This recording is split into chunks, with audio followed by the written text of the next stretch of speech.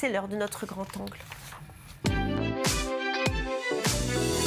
Sous tutelle communiste jusqu'en 1991, la Moldavie a depuis été reprise en main par les instances de l'Union européenne. Pourtant, l'influence de Bruxelles n'a pas résolu les problèmes de corruption des élites. Pire, elle les a même accentués. 15 magistrats viennent d'être arrêtés pour avoir permis le blanchiment à travers le système bancaire du pays. Plus de détails tout de suite avec Andrea Benisti, on en parle après. 23 septembre dernier, 15 magistrats moldaves sont placés en garde à vue, tous accusés pour leur appartenance à un réseau criminel et pour le blanchiment de 20 milliards de dollars. Les juges auraient autorisé une cinquantaine d'opérations bancaires pour renflouer des dettes fictives. Le but, s'aider du système bancaire moldave pour blanchir de l'argent provenant de Russie. La Moldavie et son système bancaire sont perçus au niveau régional et international comme une blanchisserie qui a facilité le blanchiment de milliards de dollars d'origine douteuse. Les faits remontent aux années 2010 à 2014. Plusieurs banquiers sont mis en cause avec le vice-gouverneur de la Banque centrale. L'affaire survient 18 mois après une autre fuite inexpliquée des capitaux qui a ébranlé la plus ancienne république soviétique. Il s'agit de la disparition d'1 milliard de dollars des caisses de 3 banques. Cela représente 15% du produit intérieur brut du pays. Je suis sûr que les juges n'ont pas agi de leur propre initiative. Ils ont été protégés et coordonnés par d'autres personnes n'étant qu'une partie de ce système. Une affaire symptomatique d'un système bancaire mis à mal par les lois anticorruption laxistes. Une aubaine pour les détenteurs de l'économie souterraine étrangère qui utilisent la Moldavie comme plaque tournante du blanchiment d'argent.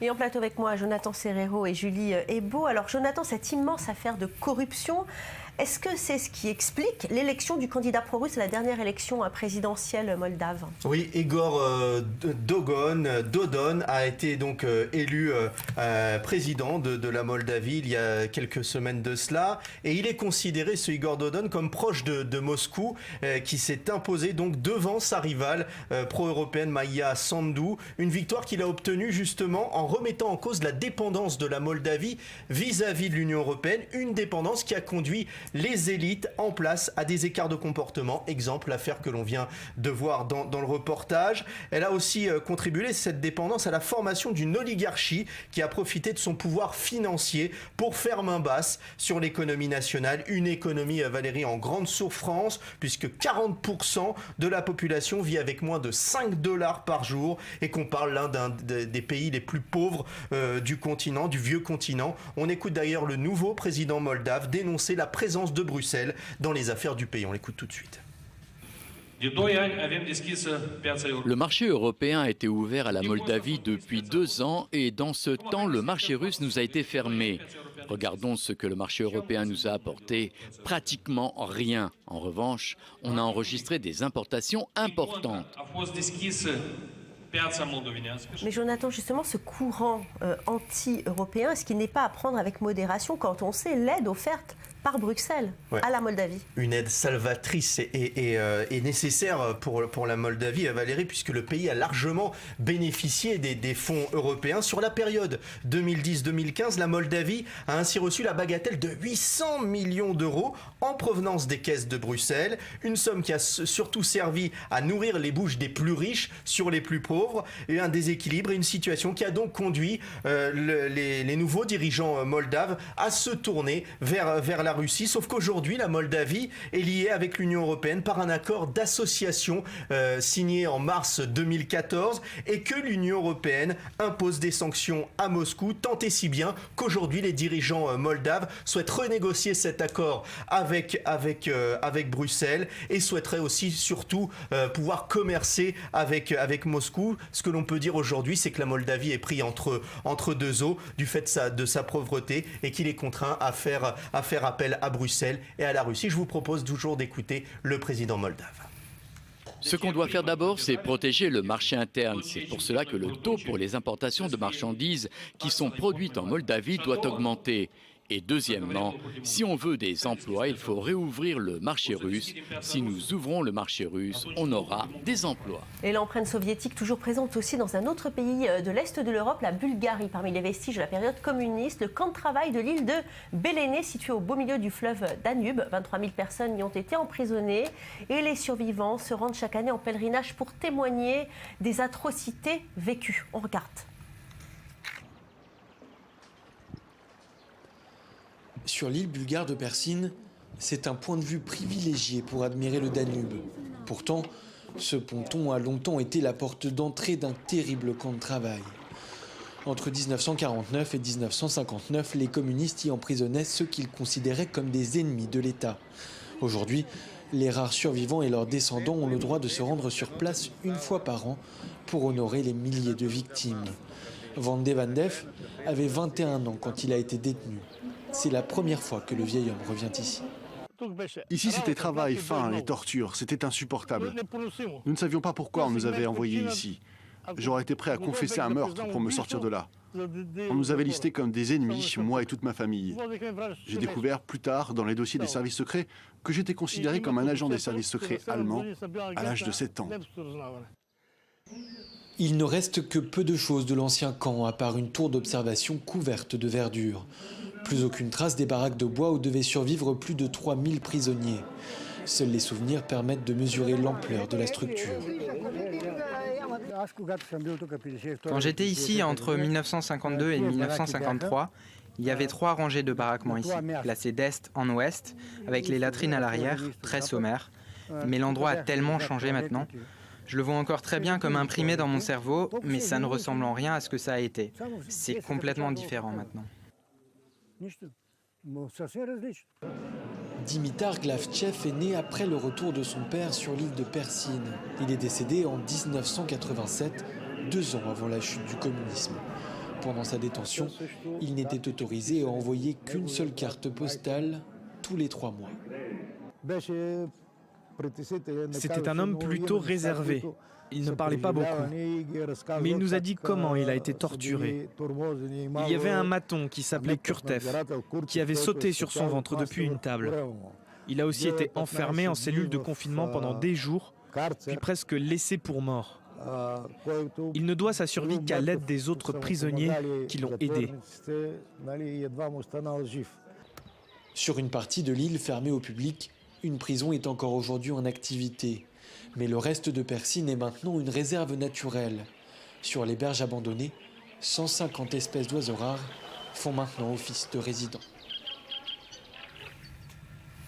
Julie Beau, beaucoup d'optimisme au moment de l'entrée justement dans l'Union européenne. Et aujourd'hui, la Bulgarie traverse une crise économique et l'optimisme a complètement disparu. Oui, Valérie, la Bulgarie est le pays le plus pauvre de l'Union européenne. Sa croissance économique est en chute et malheureusement, la situation continue de s'aggraver. Selon les statistiques des syndicats, la moitié des 7,2 millions de Bulgares se trouvent dans une privation constante et s'inquiètent pour leur lendemain. Sur un peu plus de 2 millions de travailleurs en Bulgarie, plus de 30% se retrouvent dans la catégorie des pauvres avec des revenus mensuels de moins de 200 €. Quant à ceux qui touchent des salaires en dessous du seuil de pauvreté, ils représentent 21% du total des travailleurs dans le pays, un SMIC horaire qui ne dépasse pas 3,7 €. Alors, 7 €, pardon. Compter chaque centime et économiser sur tout, c'est le quotidien que vivent de nombreuses familles. Donc Katia Kolesheva, cette mère de famille, ingénieure en chimie, on écoute. Voilà, c'est tout pour les courses aujourd'hui. 1,50 €, c'est ce que l'on peut dépenser par jour. Notre famille gagne 450 € par mois et après avoir réglé les crédits et les factures, il nous reste un tout petit peu plus de 110 € pour vivre. C'est tout. Alors, quelles sont les principales raisons, Julie, pour lesquelles justement les Bulgares ne s'en sortent pas ?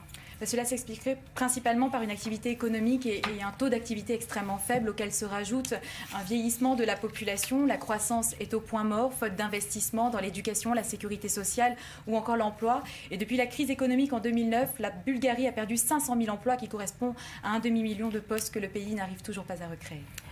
Merci Julie, merci Jonathan. Une précarité qui concerne aussi les petits producteurs agricoles bulgares. L'aide pléthorique reçue de l'Union européenne a eu pour effet de creuser le fossé avec les exploitations des agriculteurs les plus riches. Résultat, l'État est appelé à intervenir. Toutes les explications dans ce reportage.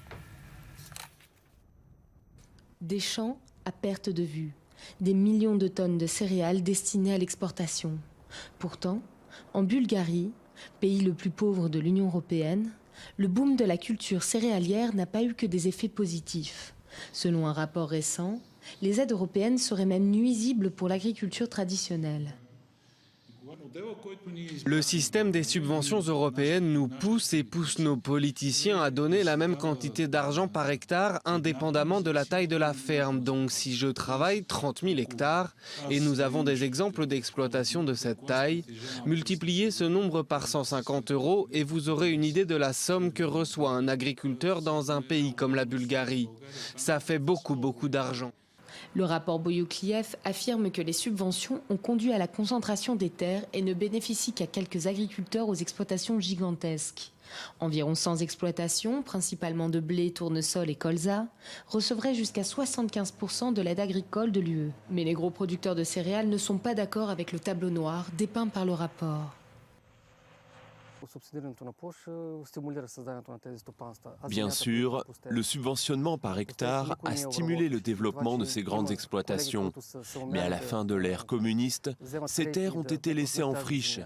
Je ne vois rien de mal à ce que les agriculteurs aient pris un crédit, loué, travaillé cette terre et gagné de l'argent grâce à elle. C'est normal que ces gens soient récompensés pour leur travail et pour les risques qu'ils ont pris. Sur son petit lopin de terre, Nadia Petkova, agricultrice biologique, se sent lésée. Pour elle, le système ne laisse aucune chance aux producteurs traditionnels de fruits et de légumes.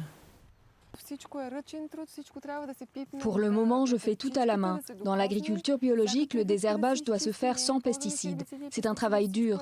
La production de céréales, ça c'est un métier facile. Les petites exploitations doivent être encouragées. Si j'utilisais des machines, j'aurais de meilleurs résultats et une qualité encore meilleure. Mais pour que cela se produise, l'État doit modifier sa politique agricole et ses priorités. Le ministère de l'Agriculture a imposé un plafond sur les subventions européennes qu'un agriculteur peut obtenir d'ici 2020 et a promis plus d'aides aux secteurs en difficulté tels que les fruits et légumes ainsi que les fermes biologiques. Mais les experts restent toutefois pessimistes. Les grands exploitants pourront facilement tricher en divisant artificiellement leurs terres agricoles sans que cela fasse une réelle différence pour les petits producteurs.